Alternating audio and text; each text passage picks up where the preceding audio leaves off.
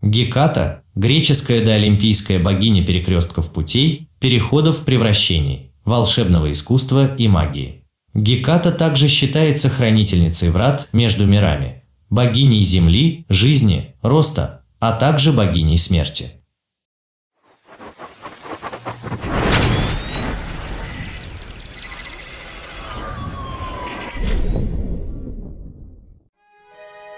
Геката известна прежде всего как хранительница врат между мирами, богиня земли, жизни, роста, а также богиня смерти.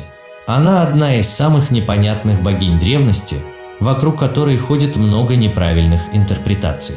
Она обычно сводится к темному аспекту старухи на перекрестках дорог. Однако первоначальная роль была гораздо более всеобъемлющей. Она была великой богиней, лунной матерью, небесной королевой, матерью всей жизни, и она представляет одну из древнейших версий тройственной богини. В Древней Греции Геката была одним из многих имен для первоначальной женской троицы, господствовавшей над небом, землей и подземным миром. Гесиод описывает ее как очень полезной для людей богиней. Она дарит пастухам плодородные стада, рыбакам полные сети, охотникам богатую добычу, спортсменам и воинам успех и счастье в бою, и она, наряду с Зевсом, является единственным божеством, способным исполнить или отказать человеку в любом желании. Геката – особая греческая богиня, не очень вписывающаяся в хорошо упорядоченный образ древних греков. В порядке греков она, строго говоря, совсем не вписывается, потому что она богиня перемен. Происхождение богини Гекаты довольно трудно установить, в отличие от других богов, культы которых распространились по всей территории Греции и ее заморских колоний. Есть мнение, что Геката – дочь Титана, соответственно, она существовала на Олимпе задолго до прихода туда Зевса и всей его большой греческой семьи.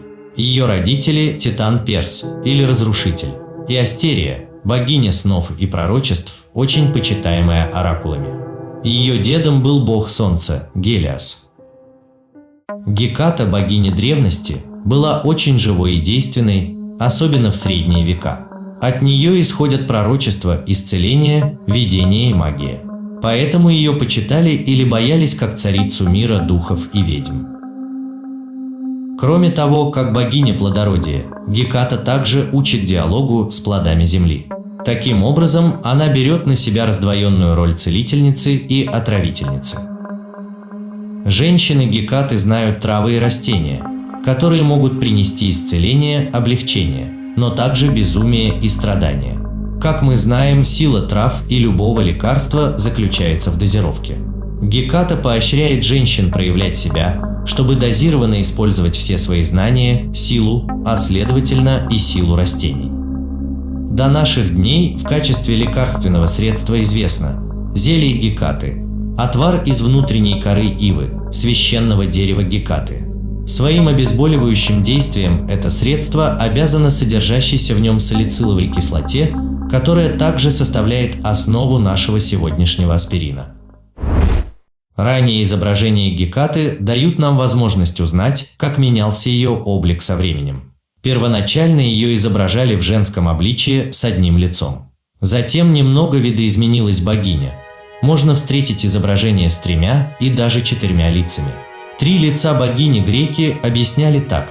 Геката могла видеть все 3 временных отрезка – прошлое, настоящее и будущее. Ее временем была ночная пора, пустынные земли, кладбище. Если где-то она проходила, то собаки, всегда чувствовавшие приход потусторонних сил, лаяли или выли. Так люди понимали, что где-то рядом Геката. Ее еще часто называли богиней Луны. В последний день месяца греки отдавали ей свои жертвоприношения и просили о чем-либо. Все подарки и подношения необходимо было отдать либо в специальных храмах, либо на перекрестках дорог, где находилась статуя Гекаты. Если подношение не понравится богине, то человека могут ждать неприятности. Богиня могла наслать безумие, призраков, чтобы преследовали несчастного, различные видения. Поэтому все греки старались задобрить грозную богиню, преподнося ей лучшие продукты, а именно молоко, яйца, мед и ягнят.